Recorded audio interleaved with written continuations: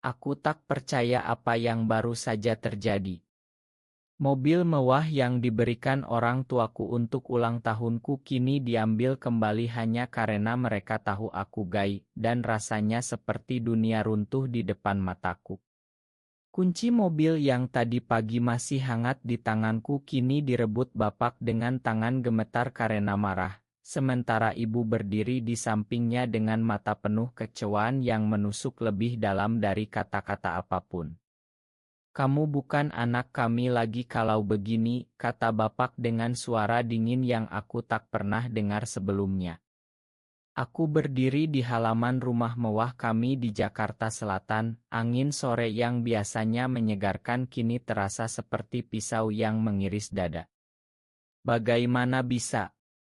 Hanya karena aku mencintai Rian, pria yang membuat hidupku berwarna di tengah kesepian kota besar ini.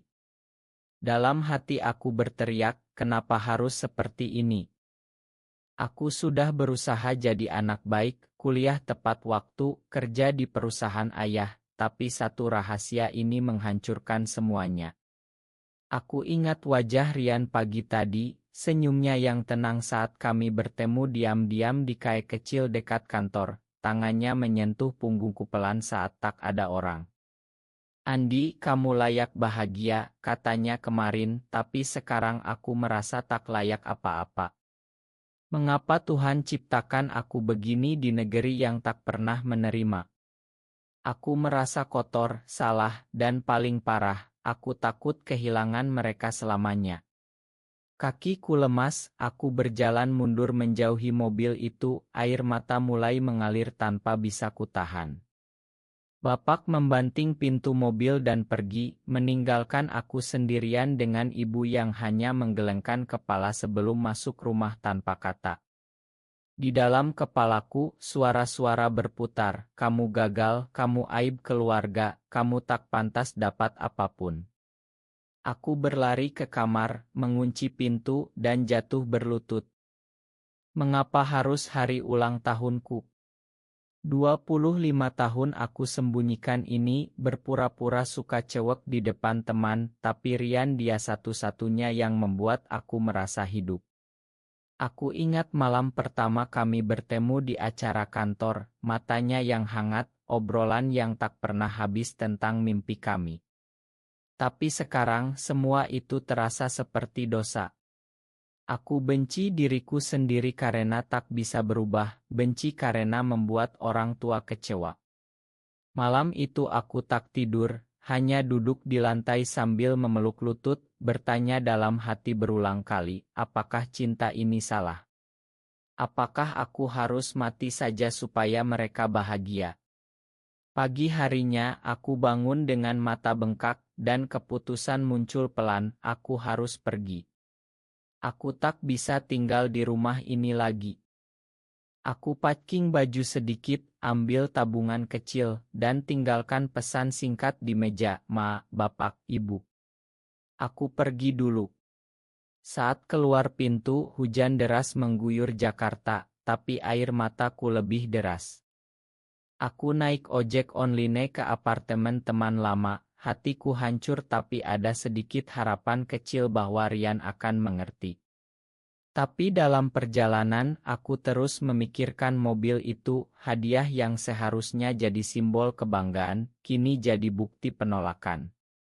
Aku merasa kecil, tak berharga, dan pertanyaan besar menggantung, bisakah aku hidup tanpa keluarga yang selama ini jadi segalanya? 888 kata. Di apartemen kecil temanku di Kemang, aku duduk sendirian sambil memandang hujan yang tak kunjung reda, dan dalam hati aku bertanya lagi dan lagi mengapa hidupku harus serumit ini. Rian menelepon malam itu, suaranya penuh kekhawatiran yang membuat dadaku sesak. "Andi, kamu di mana?" Aku dengar dari teman kantor. Aku tak bisa bohong lagi, aku ceritakan semuanya sambil menangis pelan di telepon, merasa seperti anak kecil yang kehilangan segalanya. Dia datang sejam kemudian, basah kuyup, dan pelukanku di pintu terasa seperti satu-satunya tempat aman di dunia ini. Kamu tidak sendiri, bisiknya, tapi di dalam kepalaku, suara orang tua masih menggema, kamu Aib. Aku memeluk dia lebih erat, merasakan kehangatan yang bertentangan dengan dinginnya dunia luar. Malam itu kami duduk di lantai, dia mendengarkan cerita aku tentang masa kecil di desa kecil dekat Bogor, di mana aku sudah merasa berbeda sejak kecil tapi takut bilang. Aku selalu pura-pura, Rian. Di sekolah, di rumah, bahkan di depan kakek yang paling aku sayang. Kakek beliau yang selalu tersenyum saat aku kecil, yang mengajarkan aku naik sepeda tanpa pernah menuntut kesempurnaan. Mengapa sekarang semuanya berubah? Aku merasa bersalah karena menyembunyikan ini dari Rian terlalu lama, takut dia juga pergi kalau tahu betapa rusaknya keluargaku. Tapi dia hanya memegang tanganku dan bilang, kita hadapi bareng. Kata-kata itu seharusnya menenangkan, tapi malah membangkitkan ketakutan baru. Bagaimana kalau hubungan ini juga hancur karena tekanan? Di Indonesia, dua pria seperti kami tak pernah punya tempat aman. Aku ingat berita-berita tentang orang-orang yang diusir, dihina, dan aku bertanya dalam hati, apakah kami akan jadi seperti itu? Pagi harinya di kantor, aku berusaha biasa saja, tapi tatapan rekan kerja yang sudah tahu rumor membuatku ingin lenyap. Rian bekerja di divisi lain, tapi pesan singkatnya sepanjang hari jadi satu-satunya cahaya, aku cinta kamu apa adanya. Cinta kata itu terasa berat sekarang karena aku mulai ragu apakah aku pantas dicintai.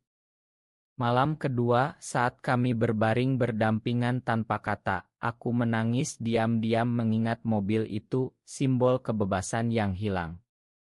Aku merasa seperti pengkhianat bagi orang tua, tapi juga bagi diriku sendiri yang tak berani hidup benar.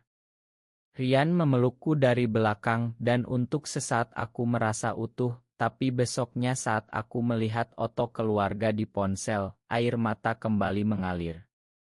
Mengapa aku tak bisa jadi seperti yang mereka inginkan? Konflik ini semakin dalam, aku mulai mempertanyakan segalanya, pekerjaan, masa depan, bahkan Tuhan.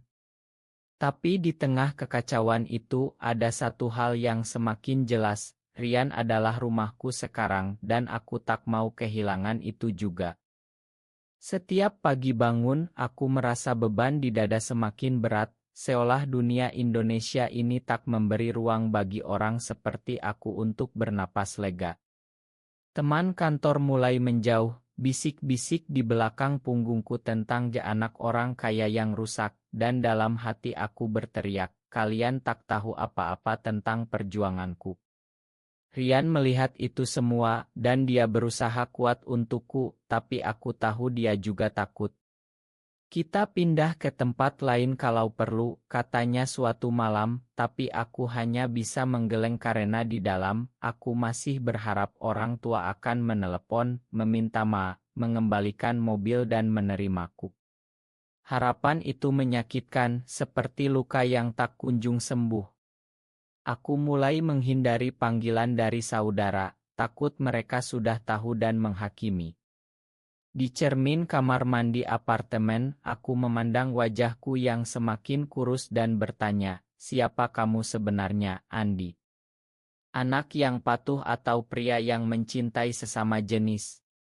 Pertanyaan itu menghantuiku saat aku sendirian di jalanan Jakarta yang ramai, di antara orang-orang yang tak pernah peduli. Suatu hari, aku bertemu teman lama dari kampus yang gay juga. Dia cerita tentang keluarganya yang akhirnya menerima setelah bertahun-tahun, tapi ceritanya malah membuatku iri dan semakin sedih. Kamu beruntung punya Rian, katanya, dan aku tersenyum palsu karena di dalam aku merasa tak beruntung sama sekali. Malam itu konflik meledak pelan saat Rian bertanya apakah aku siap umumkan hubungan kami. Aku takut, Rian. Aku takut kehilangan segalanya lagi. Kata-kataku keluar seperti jeritan bisu, dan dia memelukku tanpa paksaan, tapi aku bisa rasakan dia juga sakit. Aku menangis di bahunya, memikirkan betapa egoisnya aku membebani dia dengan ketakutanku. Tekanan masyarakat semakin kuat, berita di media tentang raya komunitas membuatku takut keluar malam. Dalam monolog gue malam-malam panjang, aku bertanya pada diriku, apakah cinta ini layak diperjuangkan kalau harus kehilangan keluarga? Jawabannya selalu ya, tapi hati kecilku ragu. Aku mulai menulis surat untuk orang tua yang tak pernah kukirim, penuh kata ma dan penjelasan yang tak akan mereka dengar. Rian melihat surat itu, dan matanya penuh pengertian yang membuatku semakin jatuh cinta tapi juga semakin takut kehilangan dia. Konflik batin ini semakin dalam, aku merasa terjebak antara dua dunia, dan setiap hari semakin berat. Telepon dari ibu datang tiba-tiba saat aku sedang memeluk Rian di soa, dan suaranya gemetar mengabarkan kakek meninggal malam tadi. Dunia berhenti berputar, aku jatuh berlutut, air mata mengalir tanpa suara karena kakek adalah satu-satunya yang pernah membuatku merasa dicintai tanpa syarat. Pemakaman di desa Bogor penuh orang, tapi aku berdiri jauh di belakang, tak berani dekat orang tua yang menatapku dingin. Saat pembacaan wasiat di ruang tamu rumah kakek yang sederhana, pengacara membaca dengan suara pelan, semua harta saya, termasuk saham perusahaan keluarga, akan jatuh ke tangan cucu saya Andi dengan satu syarat. Jantungku berdegup kencang. Dan saat syarat itu terungkap, ruangan hening seperti kuburan. Kakek tahu segalanya tentang aku, dia tulis dalam surat pribadi yang dibaca pengacara, aku tahu kamu gay, nak. Dan aku menerima kamu apa adanya. Kalau orang tuamu tak bisa, maka mereka tak pantas warisi apapun. Wajah bapak memucat, ibu menangis histeris, dan aku tak bisa bernapas.